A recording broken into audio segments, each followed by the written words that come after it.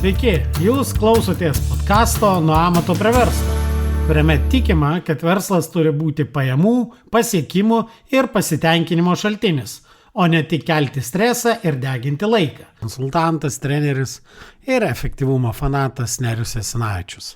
Jūs klausotės 69-ojo tinklalaidės epizodo. Dauguma šios tinklalaidės epizodų yra apie tai, kaip pereiti nuo amatininko prie verslininko, tai yra kaip išvystyti verslą, kaip jį susisteminti. Tačiau šiandien aš kaip tik noriu pašnekėti apie tai, kaip efektyviau daryti savo amatą ar tą individualią veiklą, kaip būti efektyvesniu solopreneriu, to vieno žmogaus kompanija.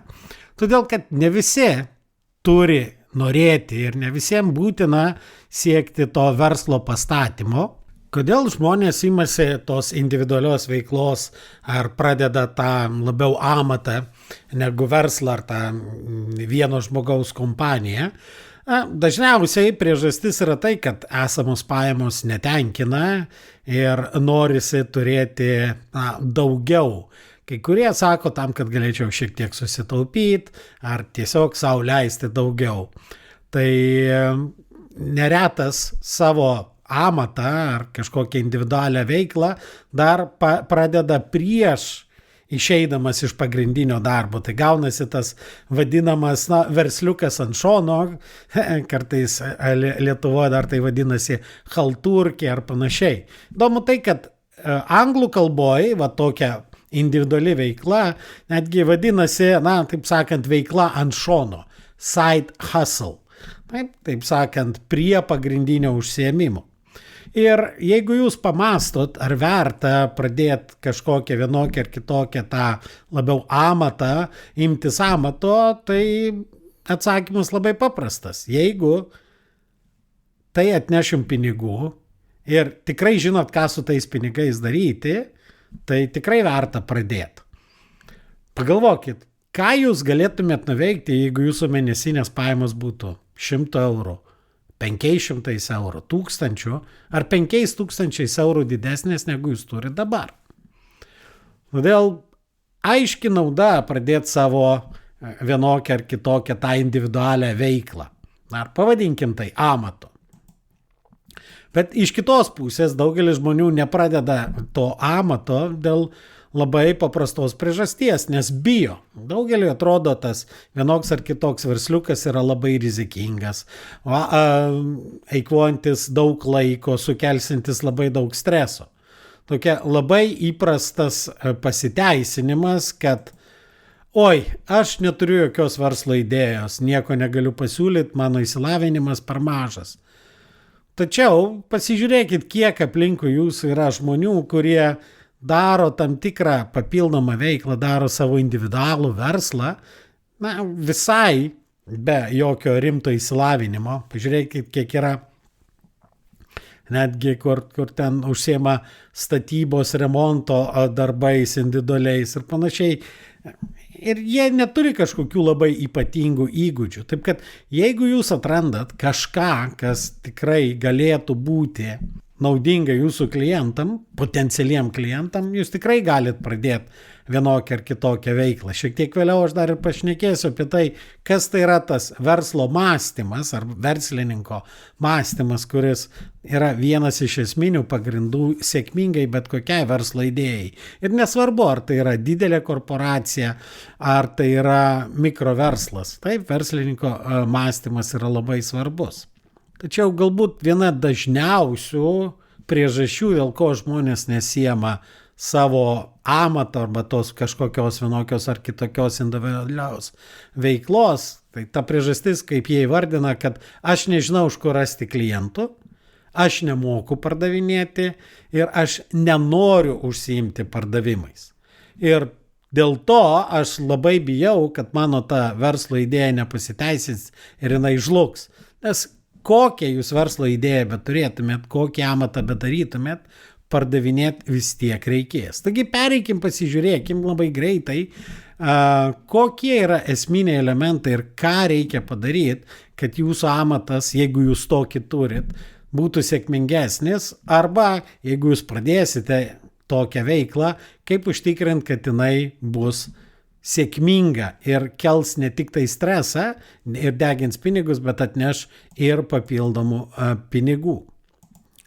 Tai vienas svarbiausių dalykų prieš pradedant bet kokią veiklą, ar tai būtų individuali veikla, ar netgi tie, kurie turi jau savo verslus, pirmas svarbus dalykas yra turėti aiškiai suformuluotus įvardintus tikslus. Ką jūs norit pasiekti? Aš jau ankstesniuose epizoduose apie tikslus, tikslų išsikelimą metams, ilgalaikius tikslus, asmeninius verslų tikslus esu ne kartą šnekėjęs, netgi čia prieš keletą savaičių kalbėjau apie tai, verslui koks turėtų būti tikslas augti 2 kartus ar 10 kartų. Bet tie, kurie turi savo amatus, dažniausiai augimas 10 kartų gali atrodyti labai neįmanomas netgi, tačiau verta pasigalvoti, tegul ir ne 10 kartų, tegul ir ne augimas, bet turėti labai konkretų tikslą, kiek jūs norit, pavyzdžiui, per metus uždirbti iš to amato. Arba pradžioj, jeigu tik startuojat tą individualią veiklą, turėti labai aišku supratimą, kiek jūs norit pasiekti kokią pajamų lygį ar kiek klientų pritraukti per artimiausius 3 mėnesius ar 6 mėnesius. Taigi turi būti labai aiškus tikslai, kiek norite, finansiniai tikslai, kiek jūs norite uždirbti. Taip pat reikia labai aiškiai įsivardinti savo, o kiek laiko jūs norite tam skirti. Nes pinigai yra svarbu, tačiau kita priežastis, dėl ko žmonės nepradeda tos veiklos, nes tai suvalgys labai daug laiko. Bet jūs nusistatykit, kiek laiko jūs norėsit ir galėsit skirti šitai veiklai, kad tai neatimtų viso jūsų laisvalaikio. Senovės antikos išminčius Seneka yra pasakęs, kad kai žmogus nežino, į kurį uostą plaukti, tai joks vėjas jam nebus palankus. Todėl, kai jūs aiškiai nusistatėte savo finansinį tikslą ir kiek laiko norėsite tai veiklai skirti, toliau reikia gerai valdyti savo dėmesį ir laiką. Vėlgi, jau ankstesnėse epizoduose esu ne kartą šnekėjęs apie nereikalingų darbų nedarimo svarbą siekiant vienokio ar kitokio tikslų. Dėl to labai svarbu aiškiai išsigryninti, kokie yra būtini veiksmai, kad jūs pasiektumėte tuos finansinius tikslus. Ir labai svarbu nedaryti tų darbų, kurie nepadeda jums artėti prie to savo finansinio individualios veiklos tikslo. Aišku, labai dažnai reikia atlaisvinti iš savo kasdienybės papildomo laiko, nes dabar dėl to laiko nėra daug laisvo. Bet tikrai jūs galit pasižiūrėti tą laiką, kurį jūs išvaistot, sėdėjimas socialiniuose tinkluose, visokių serialų žiūrėjimas ir panašiai. Tai yra tas laikas, kurį jūs galite sumažinti ir paskirti savo papildomos veiklos vystymui. Taip pat jūs galite pasižiūrėti, o galbūt galima pritraukti vienokią ar kitokią pagalbą iš šeimos narių, pavyzdžiui, tam tikrą namų ruošos darbų dalį atiduoti kažkam iš šeimos narių, įtraukiant vaikus ar antrąją pusę. Galbūt galima pritraukti kažkokios kitus amatininkus ar iš draugus ar pažįstamus, kuriem dalį darbų tiesiog pirkti iš jų paslaugas, nes jeigu jūs turit verslo idėją, kuri leidžia per valandą uždirbti, tarkim, 100 eurų ir jūs kažkam sumokėsite 20 eurų už valandą, kad išlygins jūsų drabužius, tai jūs žiūrėkit, kiek laiko sutaupot ir kaip efektyviai galite išnaudoti savo laiką pasiekdami didesnės pajamas. Taip kad apie efektyvų savo laiko ir dėmesio valdymą tikrai esu ne kartą kalbėjęs ir tiesiog pasiklausykite ankstesniuosius podcastus ar net pažiūrėkite mano webinarus apie tai.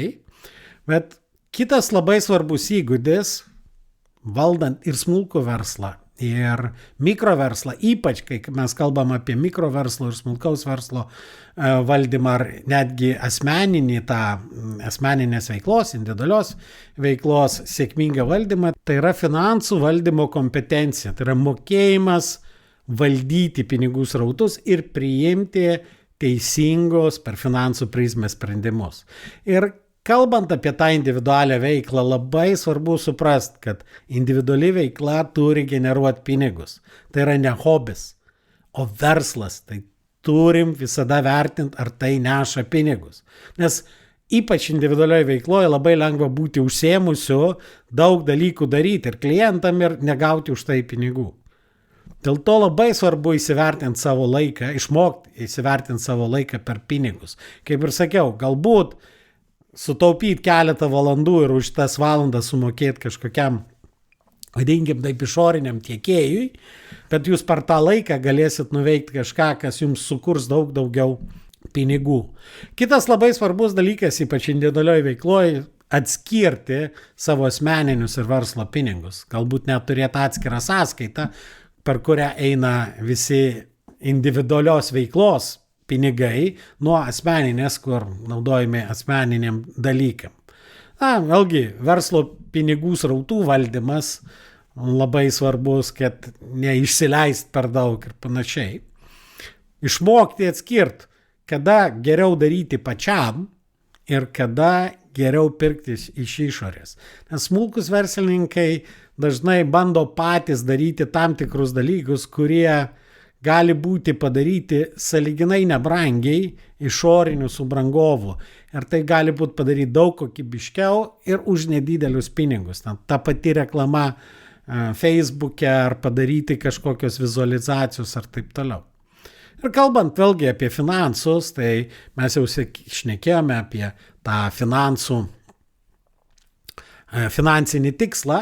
Na ir norint pasiekti finansinį tikslą, reikia turėti pasidarius tam tikrą finansinį to tikslo pasiekimo planą, kas kartais gali grėsmingai atrodyti ir vadintis biudžetu, finansiniu biudžetu, bet iš tikrųjų net ir individualioje veikloje reikia turėti tą tam tikrą finansinį planą, kuris gali būti iš 5 eilučių jūsų Excel'yje, bet vis tiek reikia tą įsivertinti. Aišku, kitas svarbus tiek rinkodarinis, tiek finansinis dalykas, kalbant apie individualias veiklą ir savo smulkų verslą, tai yra kainodara. Kaip teisingai įkainoti savo paslaugas ir savo produktus. Nes, aišku, reikia vertinti palyginus su tuo, jeigu kažkas rinkoje labai panašius paslaugas teikia, kaip jie yra įvertinę savo paslaugas. Tačiau visada galima supakuoti savo produktą kitaip ir parduoti daug brangiau. Atsižvelgiant į tai, kokią vertę klientas gauna. Tačiau šitie dalykai tai yra vidiniai. Jūs galite turėti gerą finansinį planą, netgi turėti visai neblogą verslo idėją, mokėti gerai valdyti pinigų srautus. Tačiau jeigu jūs neprisitrauksite klientų, jūsų nei mikroverslas, nei individuali veikla neturi ateities. Ir čia mes susidurėm su pačia sunkiausia ar didžiausia kliūtimi daugeliui pradėti arba vystyti savo smulkų verslą, savo amatą, nes mes pradedam kalbėti apie tai, kaip daryti rinkodarą, kaip prisitraukti klientus ir kaip pardavinėti. Ir daugelis žmonių bijo pardavinėti ir jie visada galvoja, taip, iš kur aš susirasiu klientų, o kaip aš jiem parduosiu, ir apskritai aš nenoriu pardavinėti, nes visi mes turime nemažai blogos patirties su pardavėjais.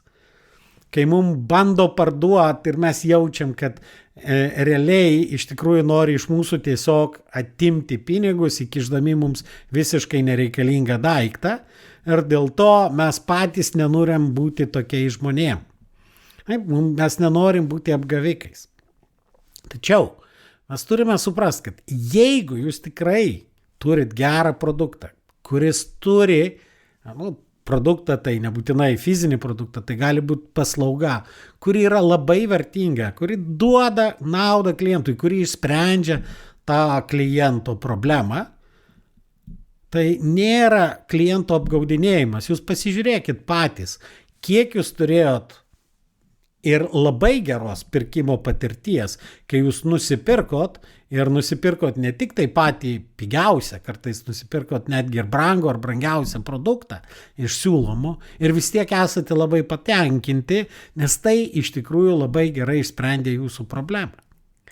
Dėl to labai svarbu iš tikrųjų išsiugdyti tą kompetenciją, kaip atsirinkti tuos tinkamus klientus, kaip surasti tuos klientus, kurių problemas sprendžiat, bet kaip jiem parodyti, kad jūs esate tas, kuris gali parduoti, tai yra, kuris gali išspręsti kliento problemą.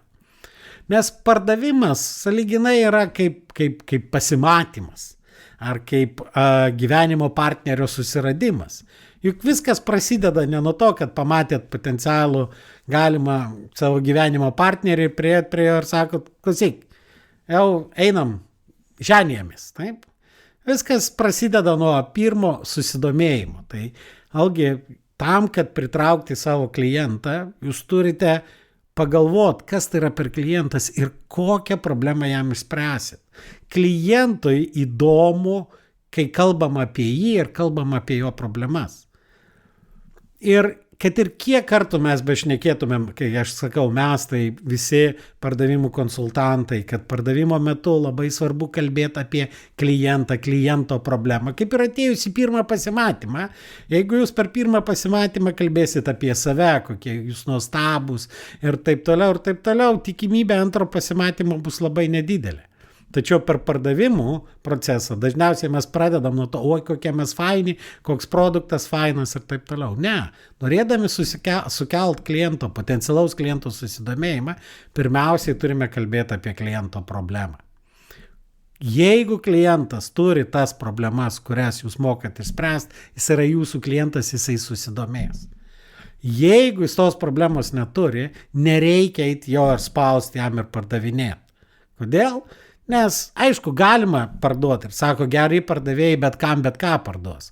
Visgi mano nuostata yra tokia, kad geri pardavėjai nepardavinės bereikalingo daikto klientui. Jie susiras tinkamus klientus. Taigi, jeigu jūs sukėlėt susidomėjimą kliento, atkreipdami jo dėmesį, kalbėdami apie jo problemą, toliau jūs turite pereiti į susižavėjimo stadiją, parodyt, kad jūs tikrai suprantat jo problemą ir jūs galite išspręsti tą problemą ir parodyti, koks nuostabus gyvenimas bus, kai jūs išspręsite tą problemą. Ir tik tai tada, kai po susidomėjimo klientas perėjo į susižavėjimą, tada jūs galite tikėtis iš jo įsipareigojimo. Ir kaip tą padaryti? Pirmiausiai labai svarbu aiškiai suformuluoti savo pasiūlymą. Pirmiausiai, ar jūs tikrai pristatot savo produktą taip, kad klientas suprastų. Labai dažnai žmonės, kurie pardavinėja ypač kažkokius specializuotus sprendimus, tie amatininkai, kadangi jie tos srities labai specialistai, jų pats pasiūlymas, paaiškinimas yra per sudėtingas. Dėl to pristatyme turi būti labai aišku, pirmiausiai, kokios yra kliento problemos simptomai, kurias jūs sprendžiat ir kokią žalą ta problema kelia klientui.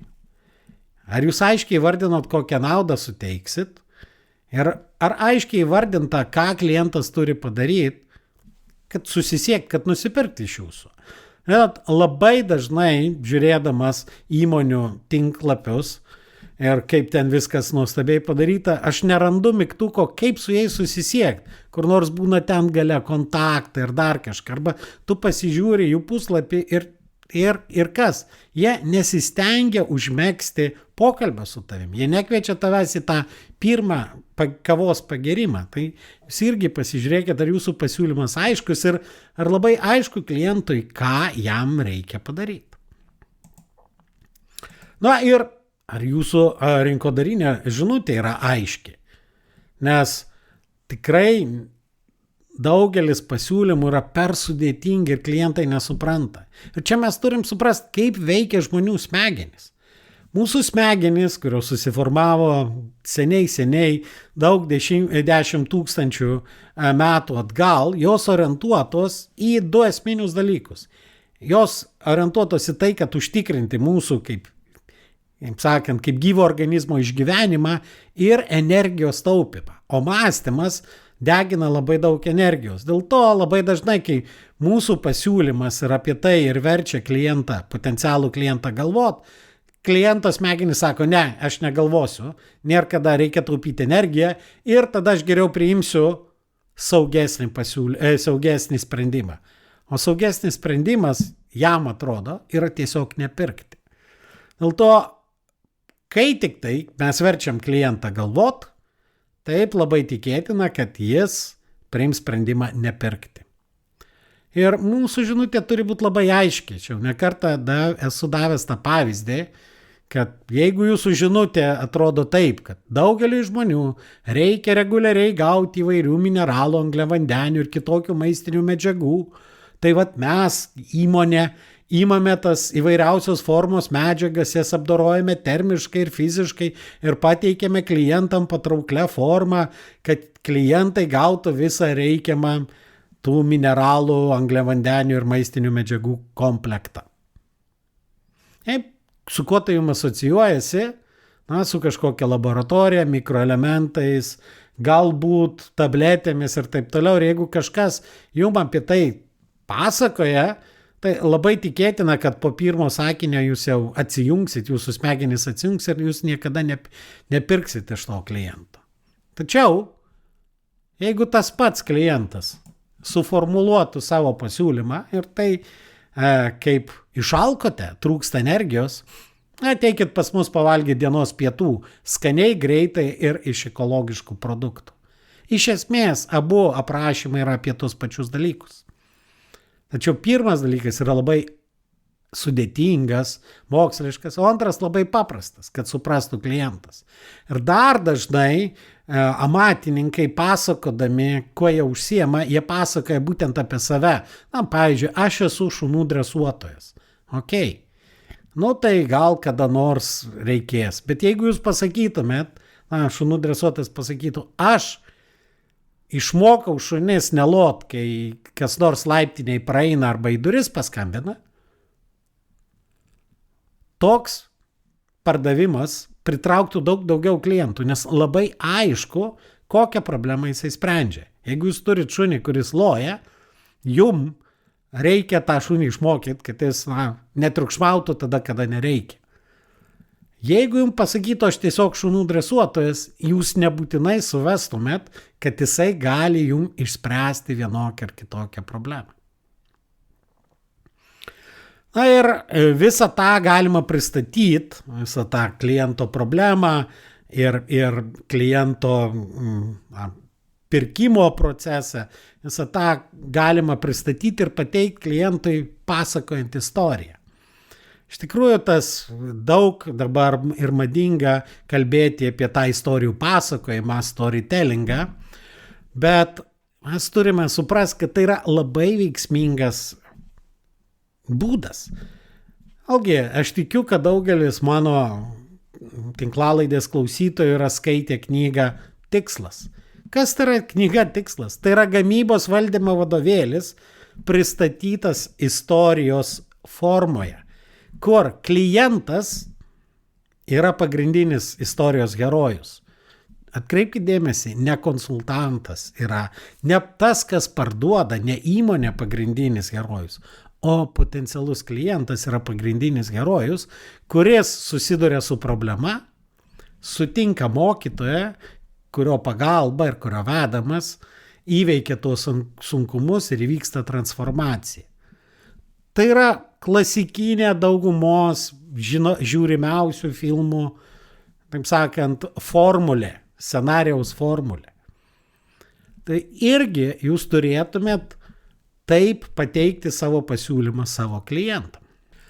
Jeigu jūs turit savo individualią veiklą ir amatą ir norėtumėt ją reikšmingai pagerinti, tai yra užtikrinti, kad gaunat daug daugiau pajamų su mažiau laiko skirdami, sudalyvaukit Birželio 15 dieną vyksiančiuose mano mokymuose praktiniam seminare, kuris vadinasi Laimingas amatininkas.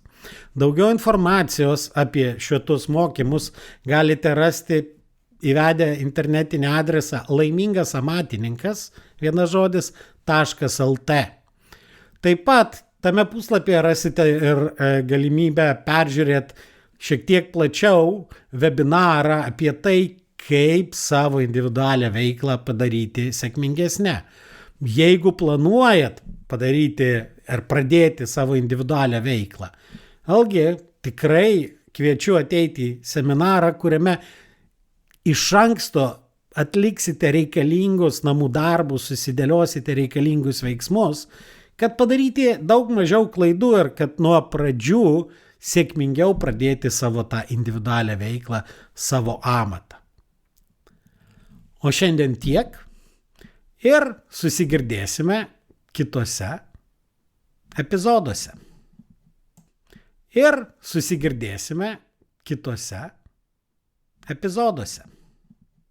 Dėkoju, kad klausėtės.